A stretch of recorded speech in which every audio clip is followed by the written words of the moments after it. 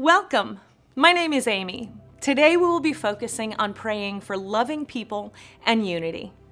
We all have people in our lives that we connect to naturally, and loving them is easy.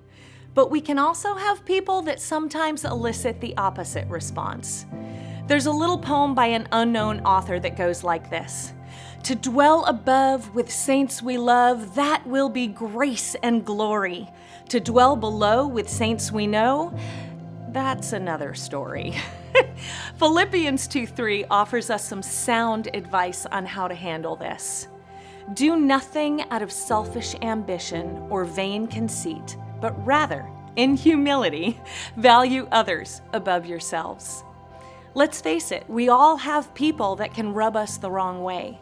One of my favorite terms I've heard used for them is sandpaper people.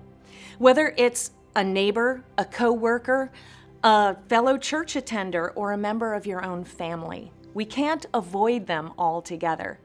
And in all likelihood, we are that sandpaper person for somebody else. So how do we avoid conflict? We choose to wage peace instead of war.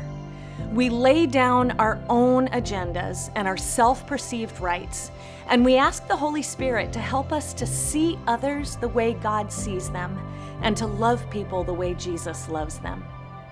As you pray today, ask the Holy Spirit to reveal to you times that you've played a part in arguments or been unkind with your words, and then ask for forgiveness.